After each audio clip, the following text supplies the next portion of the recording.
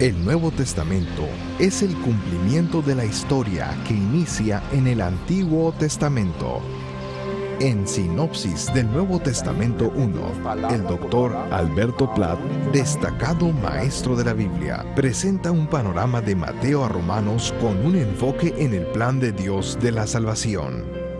Acompáñenos en este recorrido por las páginas del Nuevo Testamento.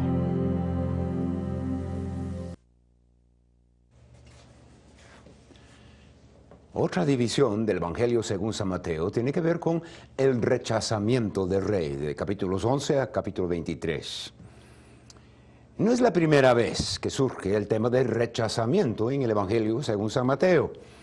Sin embargo, esta es la sección que le conduce hacia la cruz del Calvario. En estos capítulos hay 14 evidencias de rechazamiento, inclusive la blasfemia de los fariseos. Y como parte de esa sección vienen las famosas parábolas. ¿Qué es una parábola? La palabra se toma del griego y transliterado al idioma nuestro.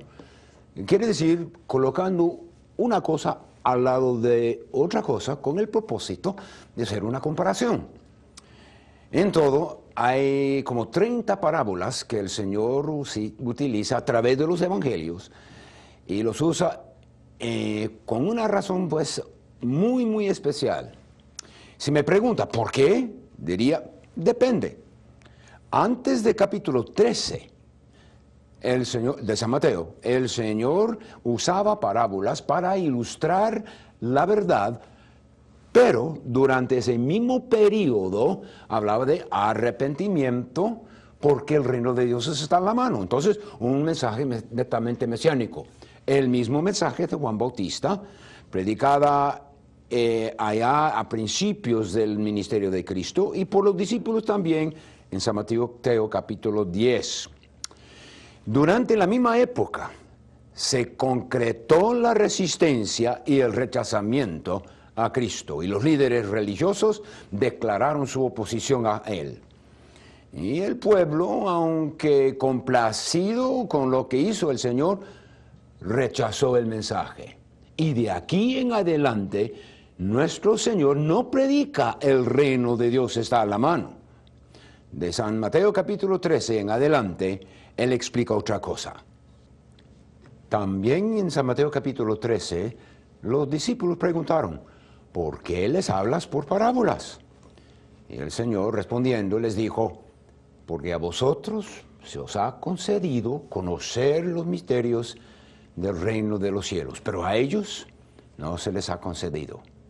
Así que, reducido a términos muy sencillos, Él usaba parábolas aquí y de aquí en adelante para revelar a unos y para esconder a otros las verdades. Los que estaban dispuestos a creer, a ellos se han dado más instrucción, pero aquellos que habían rechazado, pues de ellos se frenaba esa entrada de información. Entonces también tenemos que preguntar, ¿qué es lo que las parábolas de San Mateo, capítulo 13, enseñan? Pero la contestación a esa pregunta viene siendo en la formación de todavía otra. ¿Qué sucederá cuando el rey rechazado regresa al cielo y el reino prometido se pospone, un reino pospuesto hasta su segunda venida? Las parábolas del Señor provean toda la información necesaria para describir este intervalo entre su ascensión al cielo y su segunda venida. En eso hay cierta terminología, como por ejemplo reino pospuesto, que confunde y ofrece un poco de problema. La oferta del Señor en cuanto al reino era legítimo. El rechazamiento de parte de aquellos que no creyeron fue también parte del plan divino.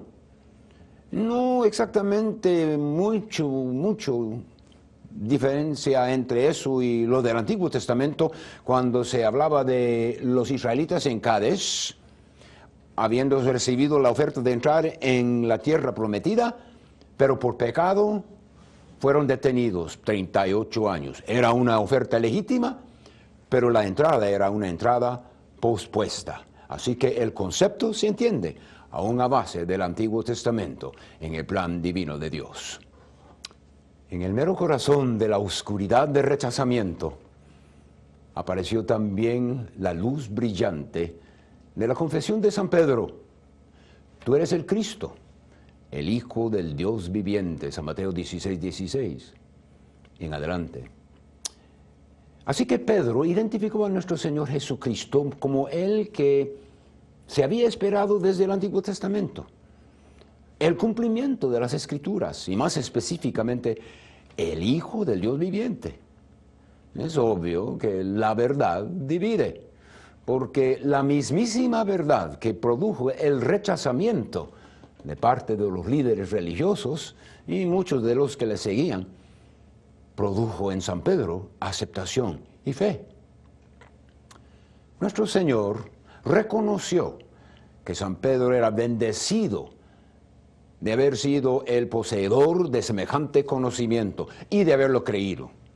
Además, no era ni carne de sangre que lo había revelado. Los hombres solamente pueden llegar a una relación con Dios mediante el ministerio del Espíritu Santo, milagrosamente conduciendo ellos, esos hombres, a su creencia. Enseguida, nuestro Señor aclaró que sobre de esa gran verdad de quién es Él, Cristo, el Señor, Jesucristo, el Cristo edificaría su iglesia, no sobre Pedro, puesto que el vocabulario del versículo distingue entre Pedro y roca, los dos términos. Él dice, el Señor Jesucristo decía, yo edificaré. El tiempo es futuro, no lo había hecho todavía estaba en tiempo futuro.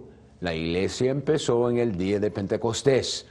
Y esta es la obra que Él haría desde Pentecostés, es decir, el Señor Jesucristo edificando desde Pentecostés hasta la semana 70ª de la profecía de Daniel.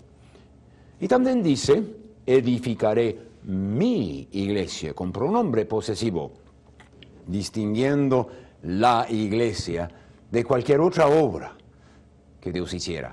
Qué maravilla ese grupo de esos versículos. En capítulo 17 también figura la transfiguración de nuestro Señor. Y es San Mateo quien nos da la presentación más detallada de ese evento especial.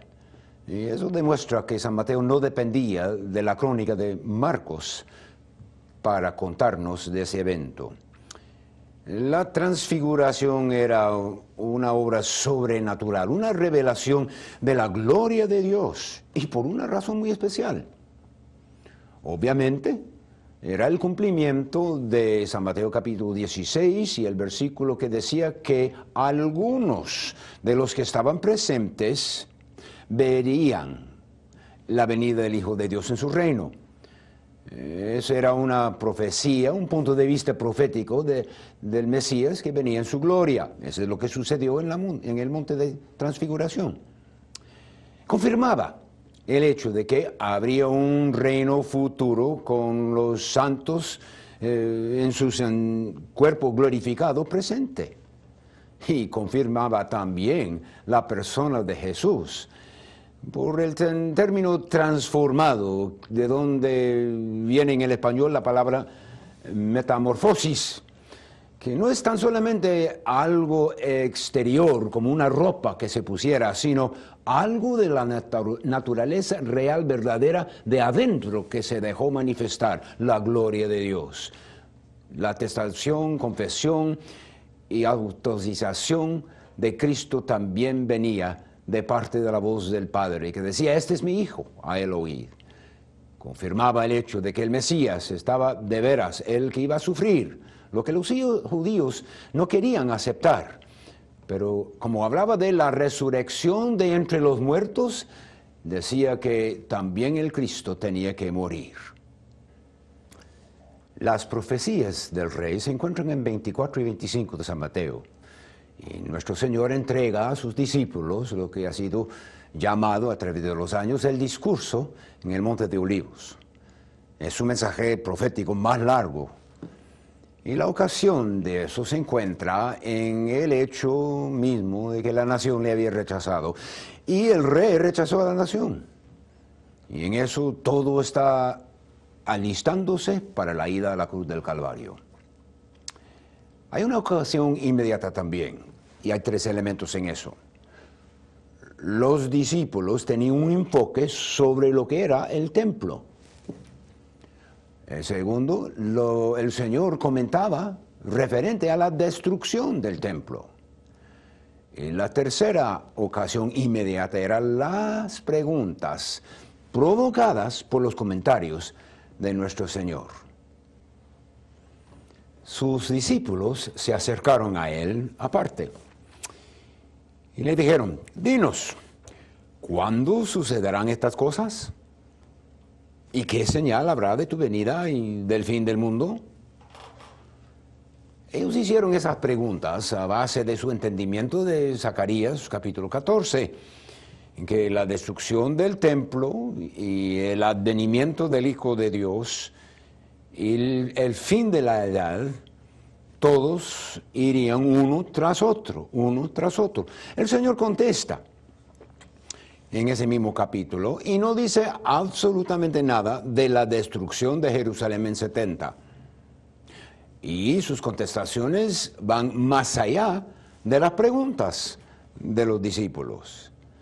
Además, las contestaciones concluyen en capítulo 24, versículo 44, con señales antes del tiempo del fin, luego señales del fin propiamente hablando, y luego al fin señales de su venida. Ahora, una precaución. Hay que tener mucho cuidado de recordar que el contexto inmediato de sus parábolas es como sigue: reino, Israel, fin de la edad, tribulación.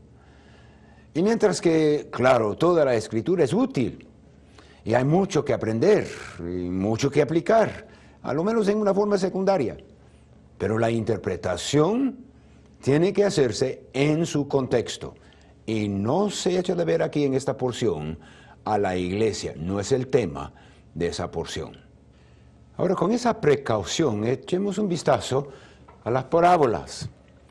La higuera, cuando demuestra sus señales, ya sabe que la venida del Señor está cerca. En el asunto del padre de familia, los creyentes de la tribulación, ese periodo de la tribulación, deben ser preparados y serán preparados por sus señales. Y eso les ayudará, les equiparán para saber cuándo es el fin de la edad. En el número 3, los siervos fieles y no fieles son malos. Y eso habla de la necesidad de ministrar, de continuar en el ministerio fieles y prudentes en la obra del Señor, esperando con paciencia su venida y sirviendo en separación de todo lo que está en el mundo. Luego, lo del novio y las 10 vírgenes. Y al fin, los talentos. Los que tienen un corazón para lo que es el reino, cumplirán con gran fidelidad sus ministerios y deberes, mientras que los que no tienen ese interés, pues no van a poder entrar. Descuidados, no serán los herederos en aquel entonces futuro, recordando siempre que estamos hablando del reino venidero. La última división en el Evangelio según San Mateo, en la que tiene que ver con la muerte y la resurrección de nuestro Señor, en capítulos 26 a 28. Y ahí se encuentra la traición y detención del rey rechazado. Inclusive a principios tenemos el anuncio de su muerte venidera, en 26, los primeros 5 versículos. Es uno de 3 anuncios a través del Evangelio en cuanto a la muerte. Y el rey es preparado para su muerte y sepultura por María. En este sentido, parece que ella entendió más de lo que era el plan de Dios en ese caso que los mismos discípulos. y que ella en ese entonces le ungió con aceite al Señor. Y él decía que ese memorial sería predicado en donde quiera que se predicara el Evangelio a través del mundo. Memorial de María. Entonces, ¿a qué Evangelio se refiere aquí? No el Evangelio del reino, porque los judíos habían rechazado el reino, y ese reino había sido pospuesto. Más bien, en donde quiera que se predicara el Evangelio, despuesito definido por San Pablo en 1 de Corintios capítulo 15, en donde hablaba de la muerte de Cristo, y después la sepultura de Cristo, y después la resurrección de Cristo el tercer día, de acuerdo a las Escrituras. El rey fue entregado al sumo sacerdote para un examen. Y es interesante notar que el evento que realmente promovió lo de Judas y su entrega del Señor fue esa obra de María en ungir al Señor. El rey también celebró la Pascua en esos últimos días y la mesa del Señor, la Santa Cena. Es probable que la mayor parte de la fiesta de la Pascua se había pasado antes de que Judas fuera identificado. Eso de mojar el pan, una de las señales que indicaba la identificación de quién lo iba a entregar, es parte de la Pascua, no es parte de la Cena del Señor. Y San Juan aclara que inmediatamente después de mojar el pan y dárselo a Judas, él salió y fue noche. Juan capítulo 13, versículo 30. La Cena del Señor era una ceremonia nueva, utilizando lo que estaba en la mesa de la Pascua, pero no con ninguna referencia al sacrificio del Cordero Pascual. El rey en el jardín de Getsemaní, capítulo 26. Y mientras que realmente hay mucho que considerar en el estudio de esta porción, hay ciertos detalles que merecen una atención especial. En primer lugar, y tal vez lo más importante de todo, se tiene que notar la conformidad completa de parte del Hijo de Dios a la voluntad y el plan de Dios. Naturalmente no hay nada nuevo en eso, pero considerando lo que queda por delante a la luz de la cruz y que el Hijo de Dios iba a ser el cargador de nuestro pecado, entonces se nota que ese es importante. Es importante también recordar que la segunda persona de la Trinidad es igualmente Dios. Y aunque habiendo recibido cuerpo humano, y que la gloria de Dios estaba tapada en cierto sentido, no dejó de ser Dios. Y como tal, era y es parte del decreto divino y eterno, que incluía al Calvario como parte del plan.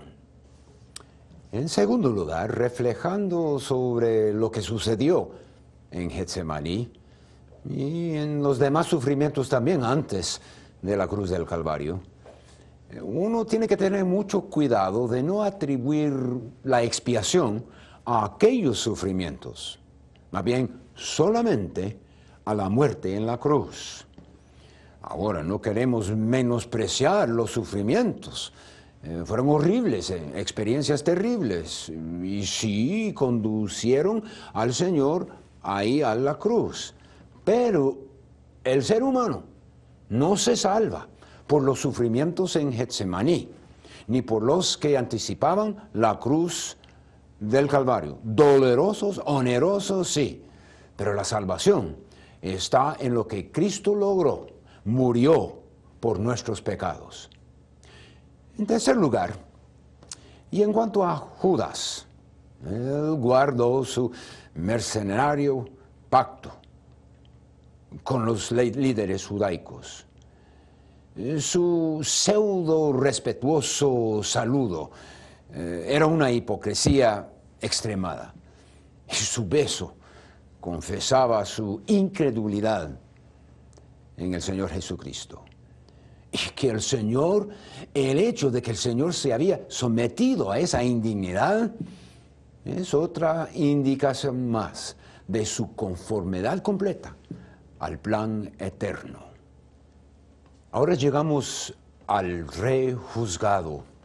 En la parte de 26, que es 57 a 68, el juicio era una farsa, que realmente solamente reconoció, pero no lo legalizó, reconoció lo que era la decisión de Israel hace mucho tiempo.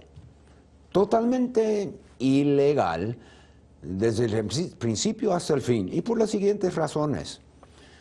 Se hizo un examen ante el suegro de Caifás, quien había sido el sumo sacerdote, pero técnicamente Caifás era el sumo sacerdote. También le hicieron el juicio de noche, lo que era ilegal. Y también le pasaron la sentencia en el primer día del juicio, también ilegal, de acuerdo a los principios y leyes de ellos. El juicio, sobre todo, de un caso de muerte o castigo capital, le hicieron en un día sábado, ilegal. La interposición del sacerdote en ese asunto también era cosa ilegal. El juicio y la muerte de nuestro Señor Jesucristo, el rey rechazado.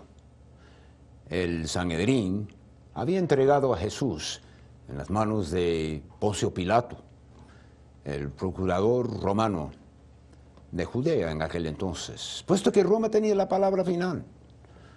Los judíos no tenían la autoridad de administrar la pena de muerte. Y si hubiera tenido, no hubiera crucificado al Señor, sino lo hubiera apedreado, porque eso estaba de acuerdo con sus costumbres. Ahora, el Señor fue crucificado en una cruz, una muerte dura, triste, y que servía en aquel entonces para recordar a la gente, los judíos, que estaban sumisos a una autoridad extranjera, a Roma. Y Roma usaba eso para castigar toda clase de delito, pero no sobre un ciudadano romano jamás. En la muerte del Señor sobre esa cruz, también se notaba que había cierto rótulo puesto. Este es Jesús, Rey de los judíos, puesto ahí por burla. Pero lo que se había puesto por burla, algún día tendrían ellos que reconocer. Ahora, el fin de la edad legal, la edad de la ley, se notaba cuando sobrenaturalmente el velo en el templo se rasgó en dos, abriendo el lugar santísimo, el lugar en donde solamente los sumos sacerdotes podrían entrar, y eso una vez al año, abriendo eso y dándole un significado nuevo, el camino vivo hacia Dios. Con ternura y bastante amor, el Cristo crucificado, ya muerto, fue sepultado en la tumba de un hombre rico. Los enemigos de nuestro Señor tomaron las precauciones para asegurar que no saliera, pero Dios venció. El evento consistía en que se quitó la gran piedra que estaba en la puerta donde lo enterraron, pero no quitaron eso para que Él saliera, sino para que los mismos discípulos podrían ver para adentro que se había salido. El anuncio angelical no está aquí, porque se resucitó, tal y como Él dijo. No es tan solamente una fe general, es un hecho del domingo de resurrección. Y el significado teológico de eso no lo podemos menospreciar, ni podremos jamás exagerar. Es la demostración final, la prueba de quién es Dios. Ahora, también es cierto que había mentira y traición de parte de los que rechazaron a Cristo. Aún quisieron sobornar a algunos de los soldados, pidiendo que ellos presentaran la mentira. Y algunos de los soldados, quienes durmieron ahí, realmente merecían pena de muerte. En cuanto a la comisión que sigue después de todo eso, el Cristo resucitado entregó a sus discípulos y al mundo evangélico cristiano total una comisión de muchísima importancia en que se presentara el mensaje del Evangelio de gran importancia a todo el mundo. Se llama la Gran Comisión Misionera. Y con eso termina San Mateo.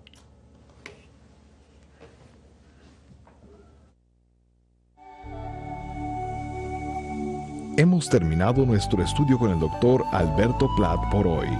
Ojalá esté captando el mensaje central del Nuevo Testamento, que es nuestro Señor Jesucristo. Siga estudiando sus notas y dé atención especial a la lectura de los pasajes tratados en esta lección.